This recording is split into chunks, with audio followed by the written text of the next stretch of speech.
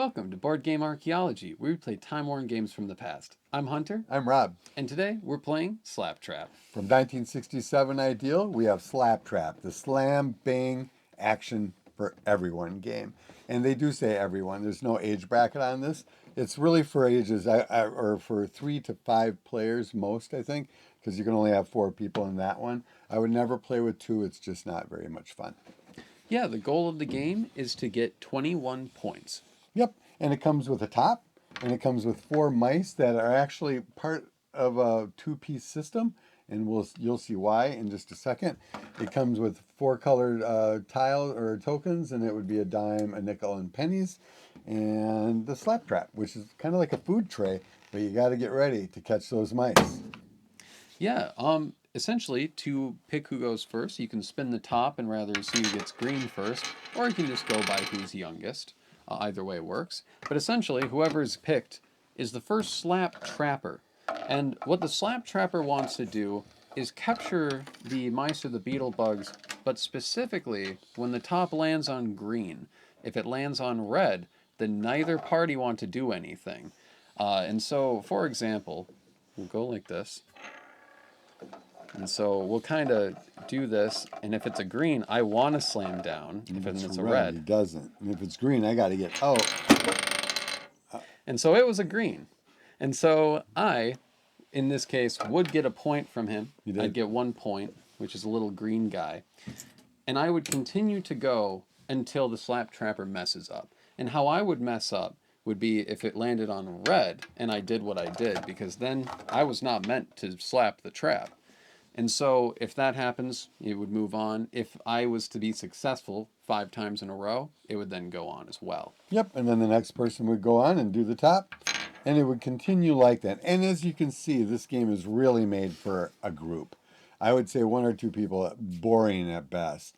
But you get 3 or 4 people in here, and you're going to have some really adventures to it. And this top can go for a full minute if you really spin it hard. But you can see where you can bluff. If you're sitting here like this and you're going like that, you have the right to bluff. And you can bluff as the mouse, too. You can pretend to pull out. But again, if you pull out, that means you've lost your point. If you go down and it turns a different color, again, we did green, it would be the same point. One thing I have noticed is that the colors are so close to the top that depending upon where you're sitting, you're always looking at colors, so you kind of get confused with it. Yeah, it's very easy to get tripped up by the equipment itself, which is actually kind of fun just because a lot of the time, usually you'll find someone who gets really, really good at spotting that stuff. It's like an optical illusion. No matter how many times I look at it, I've slammed down and thought that it was green, and I'd look at it after the fact, and it was red. Right, we both did, and I think it's because it's pointed that way, like you said, this optical illusion to it. This is a game I had when we were a kid. I don't know if I had it or one of my best friends or whatever, but I remember playing this a lot. And then how you forget about games, and then somebody throws something in front of you, and you go, "Holy smokes! I remember having that." And then you get really excited, and then it's even better when the parts are all there, and it all kind of works. In this game, it does. Yeah, no, this is another great plastic game with your beetle bugs, and if the tail was to come off, if the thing slams and kind of Oh, grabs yep. it off, you can always just stick it back onto your beetle bug. Yep, and that's why they make it that plastic little hoopy hoop on there. Again, 1967, absolutely fantastic painting work on the cover as usual. You know, the boxes were a big part of why we collected what we collected, and that's why I have them on display all around our house, is because the box art really reminds you of the past and what you used to play and enjoy and goof off with. Yeah, and this is also one of those things where, if you somehow had more beetle bugs, it's like you could always play more with it. The reason it's 2 to 5 is because it only comes with 4. Now, I do know there's a friend in town that has another set of this. We could get 9 people playing this game. That would be a totally different game. Yeah, tune in for that episode. But no, there's a lot to love about it. There's a lot of I really like the top. It again, that kind of psych out kind of adds a lot to the game, and it can be played really fast. And I really appreciate a lot of things about this one. Yep, I think the younger people may have problems with the top. I think tops are something that us older people have better dexterity.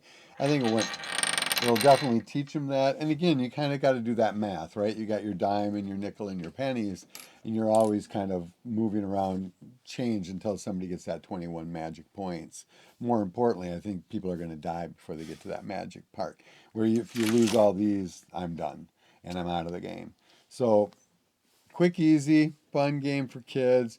It has a little bit of that physicality to it. So if you have that really aggressive one, kid, like maybe I used to be, you might not want to do it. I probably broke this when I was a kid, but it's a fun game. Yeah, and you could definitely see where it could be a longer game with two people, where it's because you're only getting 1 point at the most for each round.